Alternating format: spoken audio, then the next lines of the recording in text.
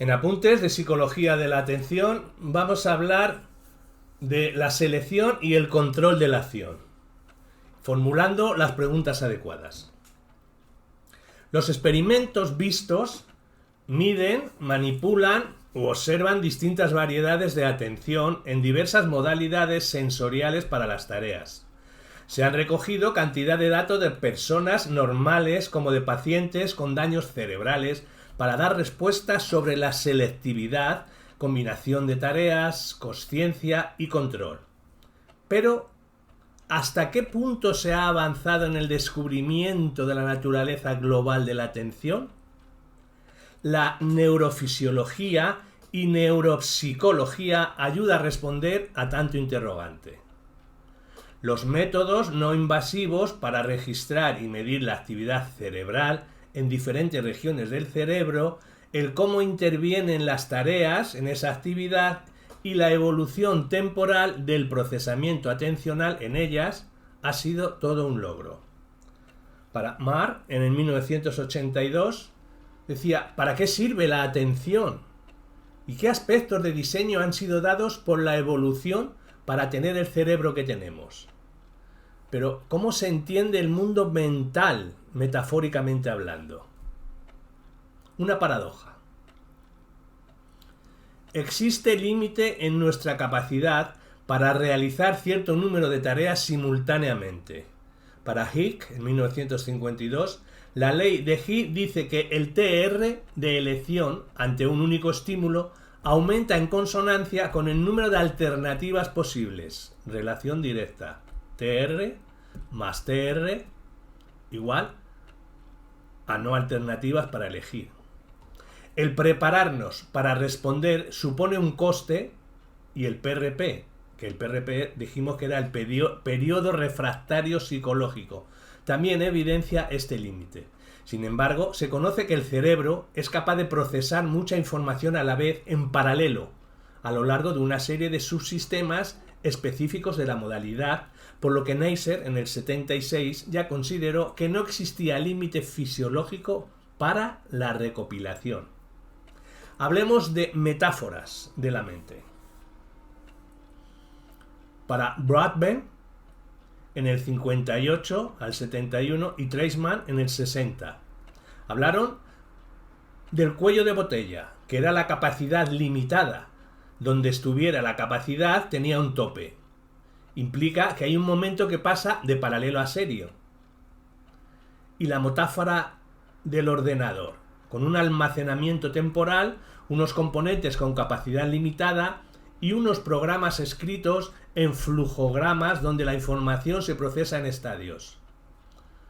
Para Marr, en el 1982, hablaba del nivel computacional de la explicación para analizar el sistema cognitivo y hablaba de 3 niveles: el nivel computacional, el nivel algorítmico y el nivel de implementación. El nivel computacional era un conocimiento gradual y abstracto de metas generales. El nivel algorítmico era una representación en un algoritmo donde implica manipulación de símbolos. Y el nivel de implementación era todo sistema inteligente que descansa en un sustrato físico, el cerebro o máquina, y un deterioro del sistema nervioso central o componente físico del ordenador. Pardeus hablaba del cuello de botella tardío, como un límite estructural en paralelo entre la codificación sensorial y la respuesta, con una propuesta de comparación múltiple. Habló de ideas avanzadas pero no incomprendidas en la época, en el 63.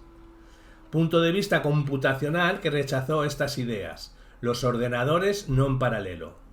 Consideraba la existencia de conexión neuropsicológica en atención selectiva, por ello esta idea no encajaba con la computacional serial.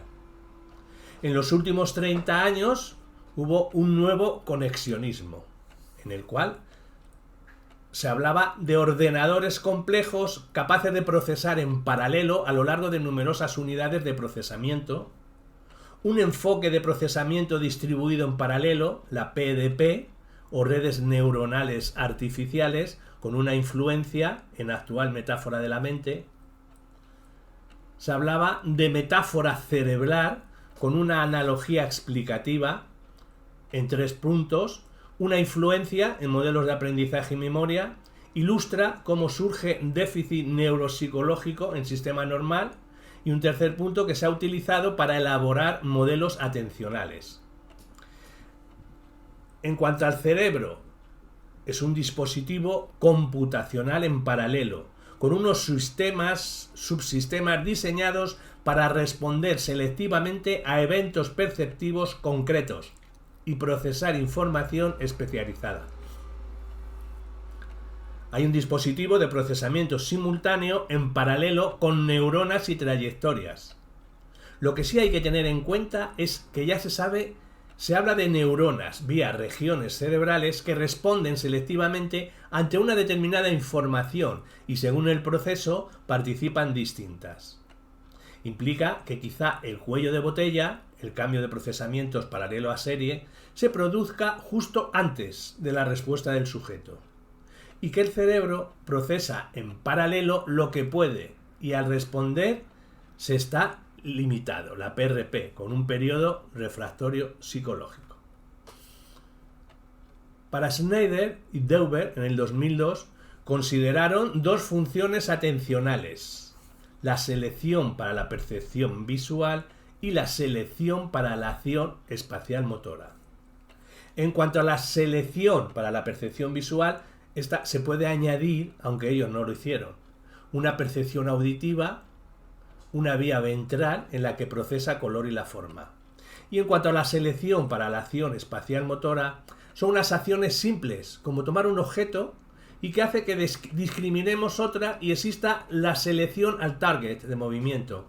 Una vía dorsal sería que procesa la información espacial, denominada en 1987 por Alport selección para la acción. Esta, según Alport y Neumann por separado, realizaron publicaciones importantes sobre las bases funcionales y neurofisiológicas de la conducta atencional, y ambos propusieron que para explicarla había que preguntarse para qué servía o para qué aparecía de este modo. Los sentidos son capaces de codificar información sobre muchos objetos a la vez, pero hay límites estrictos para la acción, pues solo podemos realizar una acción a la vez con cualquier efector. Dirigir la mirada hacia un lugar al mismo tiempo, no a 2. Según Alport, tenemos una necesidad biológica de selección para la acción. ¿Cómo se controlan las acciones? Para Neumann, en el 1987, la acción es controlada por ciertos potenciales que son seleccionados con el fin de evitar la desorganización que se produjera si se atendiera a todos a la vez. Sugiere que existen diferentes problemas de selección y por ello varios mecanismos selectivos. La atención no hace referencia a un solo tipo de fenómeno. Hay un término genérico que engloba a varios, cada uno de ellos relacionado con un mecanismo de selección diferente. Acción, secuencia de movimientos controlados por una misma estructura de control interno que no constituye un reflejo. Él considera que las acciones están controladas por destrezas almacenadas en la MLP como esquemas, y estas se utilizan para conseguir metas. Para alcanzar la meta hay que seleccionar una combinación de destrezas y dejarlas libre para controlar el efector.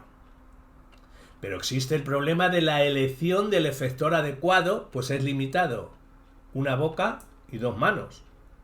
En el desempeño se utilizan efectores que realizan varias acciones, y además las destrezas no aportan todos los parámetros, pues el entorno también añade condiciones. Argumenta que el cerebro utiliza un sistema de bloqueo dando lugar a la limitación de la capacidad, pues la acción en curso inhibe a las otras. No obstante, respuestas de orientación ante estímulo inesperado, procesado antes de la atención, atravesará el bloqueo. Por tanto, considera la atención como el conjunto de mecanismos que permiten al cerebro seleccionar la información adecuada para controlar la acción. El límite de nuestras habilidades es debido a cómo ha evolucionado la capacidad de procesamiento para garantizar la conducta coherente. ¿Cómo se lleva a cabo la selección para la acción? Allport destacó la importancia de la integración perceptiva en la eficacia de la selección para la acción. Los atributos de los objetos deben estar integrados y no interferir entre sí.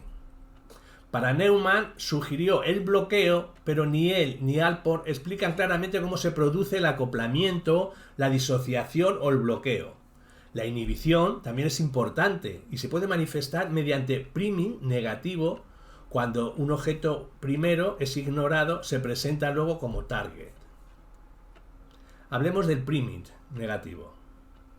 El priming, o paradigma experimental, que analiza la influencia de la presentación previa de un estímulo sobre otro posterior, facilitando, positivo, o inhibiendo, negativo, el procesamiento del último. El prime, prop, target, distractores. Facilitador asociado lo que debemos encontrar. Tipper y Colt utilizaron priming negativo para investigar sobre los estímulos inatendidos y mecanismos de atención visual selectiva. El priming negativo manifiesta el procesamiento semántico del estímulo inatendido, aunque los sujetos sean incapaces de comunicar su identidad. Para que se seleccione el target, se inhibe el distractor, dando lugar a respuesta más lenta ante un ítem idéntico o relacionado categóricamente, pobre. Los estímulos que no van a controlar la conducta se inhiben, y dicha inhibición puede producirse en diferentes niveles de representación dependiendo de la tarea a realizar. Hay inclusive que coordinar la información entre modalidades. Francolin y Eggett en 1980 indicaron que los estímulos inatendidos se filtraban en un estadio inicial del procesamiento antes de cualquier tipo de identificación. No se producía interferencia en ensayo prime y sí efectos de priming negativo en el ensayo probe. También se podían producir con objetos móviles, demostrando que la identidad del estímulo puede controlar una acción dirigida espacialmente, y la inhibición se puede dirigir hacia posiciones de los objetos irrelevantes. Los depredadores seguirían a la presa entre varias. Hablemos de niveles de representación. Los mecanismos inhibitorios dependen de las metas propuestas. La selección está en función de las propiedades de un estímulo necesarias para el control de la respuesta y de la dificultad que exige la tarea selectiva. Por tanto, la selección es dinámica y sensible a las demandas de la tarea.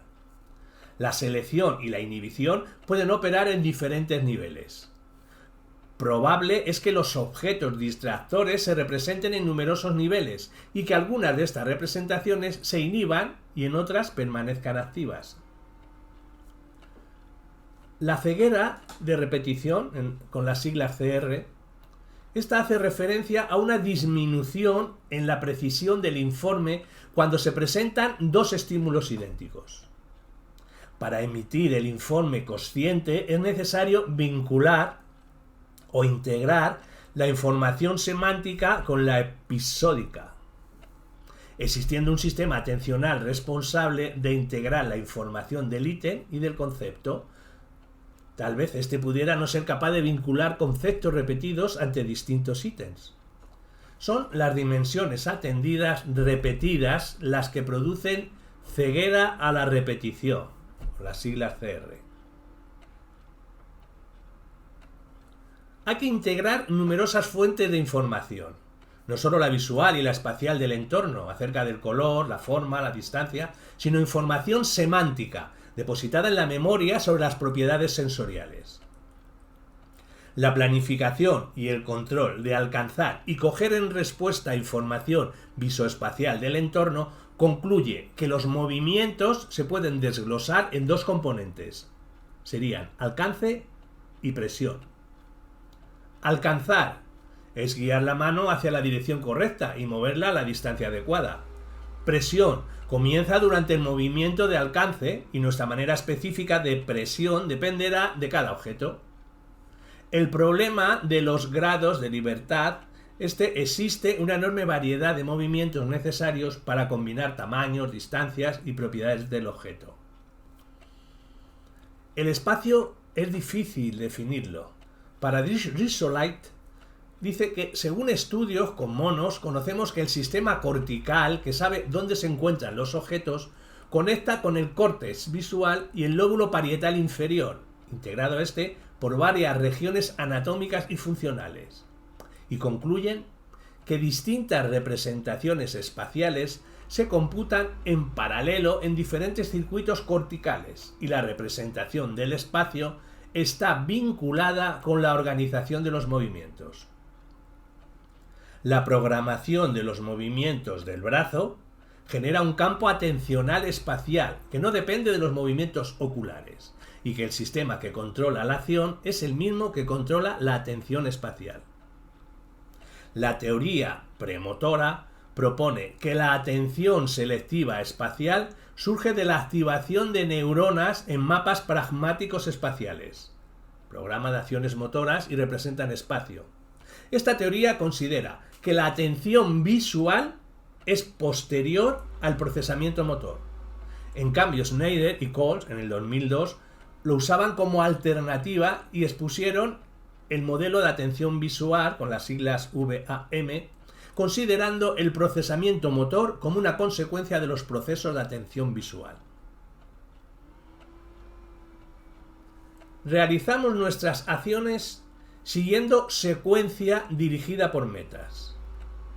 Podemos fallar en la secuenciación y se dan los deslices por acción. Hasta hoy no se sabe cómo se produce la coordinación y organización de la conducta. La pregunta está en saber cómo controla la conducta los estados intencionales internos, endógenamente, en lugar de los perceptivos externos, exógenamente.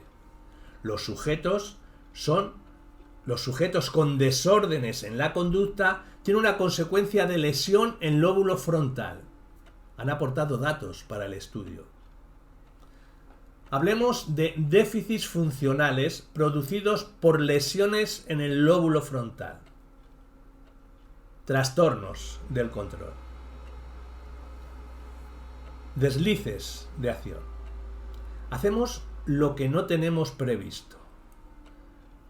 Ir a cambiarse de ropa y al llegar a la habitación, quitarla y meterse en la cama. Según ejemplo de William James en 1890. Errores de captura. Sugieren que el ambiente tiene una enorme influencia en el control de la acción. Síntomas clásicos del daño en el lóbulo frontal implica dificultad para planificar, controlar y coordinar secuencias de acciones. 1. Paciente. Consecuencia, Phineas Gage, el ejemplo por excelencia, con una conducta después de la lesión muy desorganizada, incoherente e incompleta. Hablemos de la dificultad para modificar la disposición mental, la mental set. Los pacientes con lesiones frontales presentan rigidez conductual. Un test de clasificación de tarjetas de Wisconsin. Las tarjetas clave con dimensiones diferentes para clasificarlas, color, en forma y número. El paciente expuesto al experimento crea una primera regla que luego no es capaz de cambiar cuando se le indica. Hay una perseveración anclada en la disposición mental, donde el esquema inicial aprendido no puede cambiarlo. En la fluidez verbal es notable la discapacidad también de 30 o 40 palabras que pudieran indicar en tarea concreta, solo serían capaces de producir 5 o 6, además de repetirlas o no cumplir la regla inicial. Hablemos de conducta distraída. La facilidad en pacientes lesionados para la distracción. Estos no pueden centrarse y mantener la concentración. Aparte de una conducta inflexible, les cuesta mantenerla activa o para inhibir acciones no deseadas. Una conducta de utilización, como sería la incapacidad para resistirse a realizar acción aun sabiendo que no debe hacerlo. Estos errores conductuales en los pacientes son similares a los errores de captura en sujetos normales cuando realiza una acción no intencionada. Otro síntoma es la incapacidad para mantener una conducta dirigida a metas o planificación. En Tarea de la Torre de Hanoi, un rompecabezas muy utilizado para analizar procesos computacionales en resolución de problemas, Sagishe la denominó la Torre de Londres. Y en esta, los pacientes con lesiones frontales tienen muchas más dificultades, inclusive en el comenzar la tarea.